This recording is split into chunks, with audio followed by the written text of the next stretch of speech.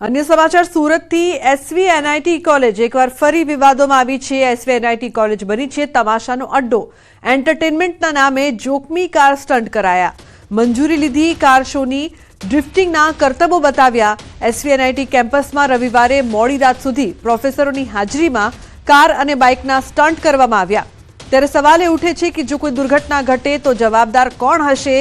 आ पहला पण आ कॉलेज विवादोमां आवी चूकी छे अने फरी एकवार आवा ज कंईक दृश्यो छे ते सामे आव्या छे।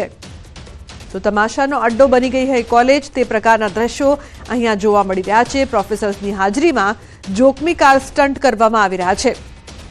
तो मंजूरी कार शोनी अने ड्रिफ्टिंगना करतबो बताववामां आव्या छे। खूब ज जोखमी स्टंटना आ विडियो सामे आवी रह्या छे। कीर्तेश जोड़ाया छे વધુ माहिती आपवा माटे।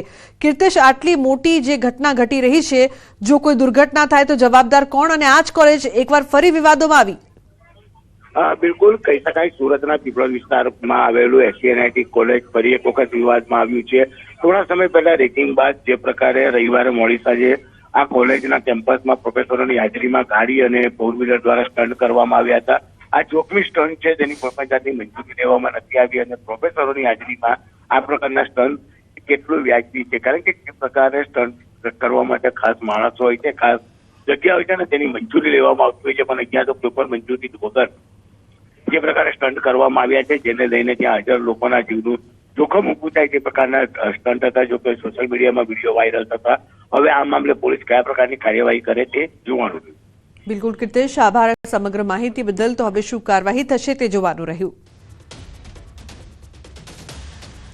તો રાજકોટમાં ફરી બેફામ બન્યા છે અસામાજિક તત્વો। બાબરિયા કોલોનીમાં યુવકોનો છરી સાથે ડાન્સનો વિડીયો વાયરલ થયો છે।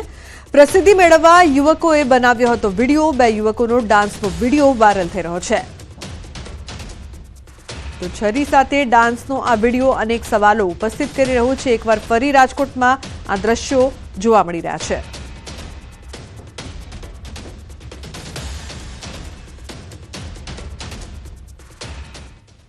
રાજકોટમાં ફરી તોફાની તત્વોએ આતંક મચાવ્યો છે।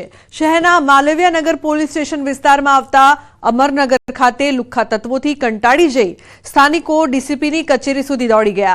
સમગ્ર મામલો ડીસીપી જગદીશ બાંગરવાની સમક્ષ આવતા તાત્કાલિક અસરથી ડીસીપી ઘટના સ્થળ ખાતે પહોંચ્યા હતા તેમજ સ્થાનિકો સાથે વાતચીત કરી તાત્કાલિક અસરથી અસામાજિક તત્વોની અટકાયત કરવામાં આવી છે। સ્થાનિક પોલીસ દ્વારા અટકાયત કરવામાં આવી હોવાનું સામે આવી રહ્યું છે।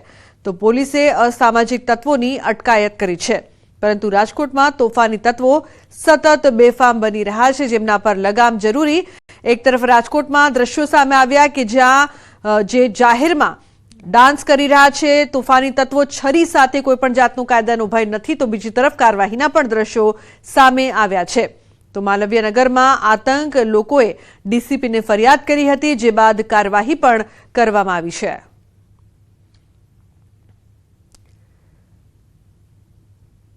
तो रखियालमां एनजीओना नामे महिलानो अश्लील विडियोमां पोलीसे 3 आरोपी सामे पोलीस फरियाद नोंधी छे। जुहापुरामां रहती एक महिलाना मकानने 2.70 लाख एक बिल्डर पासे फसाया हता, जेथी मदद माटे महिलाए फ्लेश एनजीओ पासे मदद मांगी हती। महिलाए मदद माटे 5000 रूपिया पण भर्या हता, छतां बिल्डरे पैसा चूकव्या नहोता। एनजीओनी प्रेसिडेंट सैयद उर्फे Sunny, legal adviser VA Shaikh अने महिलानो मित्र हाजर हता। ते समये महिला अने तेना मित्र वच्चे अश्लील चेनचाळा थया हता, जेना सीसीटीवी मेळवी आरोपीओए विडियो वायरल करी महिलाने बदनाम करी हती, जेनी फरियाद नोंधाता पोलीसे 3 आरोपीओनी धरपकड़नी कार्यवाही करी छे। सोहरत सैयद उर्फे सन्नी एमणे कोईपण रीते रेकॉर्डिंग करी અને પોતાની પાસે રાખેલું। આ એક 1.5 વર્ષ પહેલાંનો બનાવ છે અને છેલ્લા ગઈ તારીખ 5/4/25ના રોજ આ વિડીયો એમણે મીડિયા ગ્રુપમાં વાયરલ કરેલ। તો જેતપુરમાં રબારિકા રોડ પર કારખાનામાં આગ લાગવાની ઘટના બની છે। સાડીના કારખાનામાં આગ ભભૂકી, ગેસ સિલિન્ડર ફાટતા આગ લાગી। આગ પ્રસરીને કાપડની ગાંસડીઓ સુધી પહોંચી હતી। આગ લાગતા કારખાનામાં કામ કરતા શ્રમિકની બાઇક પણ ખાક થઈ। જેતપુર નવાગઢ નગરપાલિકાના 2 ફાયર ફાઇટર ઘટના સ્થળે પહોંચ્યા। પાણીનો મારો ચલાવીને આગને કાબૂમાં લેવામાં આવી। તો આગ લાગતા અફરાતફરીનો માહોલ જોવા મળ્યો હતો। ફાયર ફાઇટરની ટીમ પહોંચી સાડીના કારખાનામાં આગ ભભૂકી હતી। કયા કારણોસર આગ લાગી તે અંગે હજુ સુધી કોઈ જાણકારી પ્રાપ્ત નથી થઈ।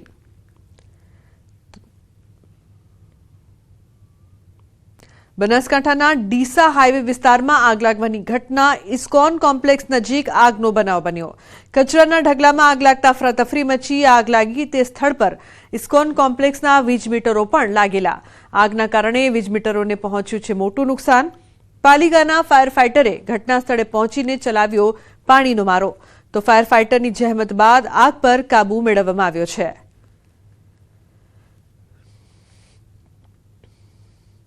તો અરવલ્લીના શામળાજી નજીકના ડુંગર ઉપર આગ લાગી। શામલવન નજીકના ડુંગર પર આગ લાગવાની ઘટના બની છે। આગથી ડુંગર પરની વનરાજીને નુકસાન પહોંચ્યું છે। આગ લાગવાનું કારણ અકબંધ। તો આગથી ડુંગર પરની વનરાજીને મોટા પ્રમાણમાં નુકસાન થયું છે। આગ લાગવાનું કારણ અકબંધ છે। આગ ખૂબ જ પ્રસરતી જોવા મળી હતી। તો શામળાજી નજીકના ડુંગર પર આગ લાગવાની ઘટના। આગથી અફરાતફરી 3 અલગ અલગ દ્રશ્યો જેતપુર, બનાસકાંઠા અને અરવલ્લીથી સામે આવી રહ્યા છે, જ્યાં આગની અલગ અલગ ઘટના। કારખાનામાં આગ, બીજી તરફ કચરાના ઢગલામાં, તો ડુંગર પર પણ આગ લાગવાની ઘટના બની છે। તો ભરૂચના ઝાડેશ્વર વિસ્તારમાં આંખલા બાખડ્યા। આંખલાએ વાહનોને અડફેટે લીધા। ભરૂચના ઝાડેશ્વર વિસ્તારમાં રખડતા પશુઓનો ભય યથાવત છે। સતત બીજા દિવસે તુલસીધામ વિસ્તારમાં જાહેરમાં આંખલા બાખડ્યા હતા। 2 વ્હીલર અને એક રેકડીને નુકસાન કર્યું હતું।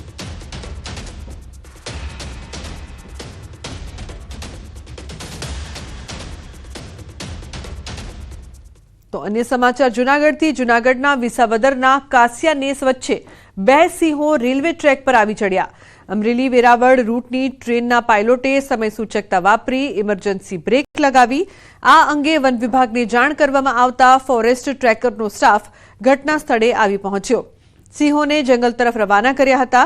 ટ્રેક ક્લિયર થતા ટ્રેન આગળ વધી હતી। ટ્રેન પાયલોટ ચંદનકુમાર અને રાઠોડ કેતનની સતર્કતાથી 2 સિંહોના જીવ બચ્યા હતા।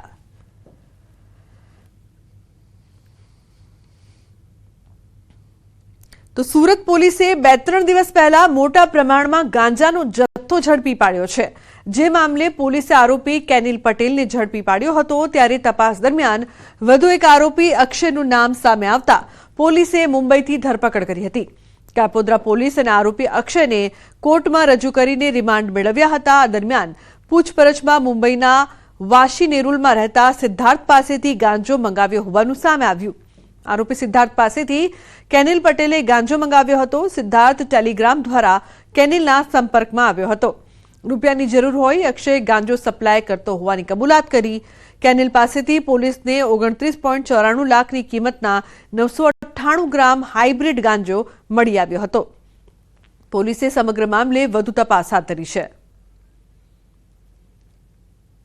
અન્ય સમાચાર સુરતથી। સુરતની હજીરા પોલીસે બાતમીના આધારે છેતરપિંડીના ગુનામાં ભાગતા ફરતા વોન્ટેડ આરોપીને મહારાષ્ટ્રના પાલઘર ખાતેથી ઝડપી પાડ્યો। પંચમહાલથી પીવીસી કેબલ વાયર ભરેલું કન્ટેનર હજીરાના અદાણી પોર્ટ ખાતે પહોંચાડવાનું હતું।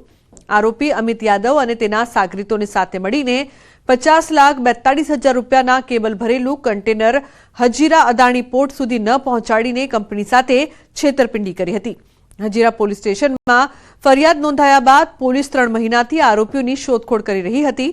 ત્યારે હજીરા પોલીસ સ્ટેશનમાં ફરજ બજાવતા હેડ કોન્સ્ટેબલને બાતમી મળી હતી કે આરોપી લુણાવલા મહારાષ્ટ્રના પહાડી એરિયામાં ફરી રહ્યો છે। બાતમીના આધારે એક ટીમ મહારાષ્ટ્ર ખાતે વેશપલટો કરીને તપાસ માટે રવાના થઈ હતી। ત્યારબાદ ટેકનિકલ સર્વેલન્સના આધારે પોલીસે આરોપીનું લોકેશન મેળવી 250 કિલોમીટર સુધી તેનો પીછો કરી ઝડપી પાડ્યો। આરોપી અમિત યાદવની પોલીસે વધુ પૂછપરછ હાથ ધરી છે। તો છેતરપિંડીના ગુનામાં ફરાર આરોપી પાલઘરથી ઝડપાયો છે।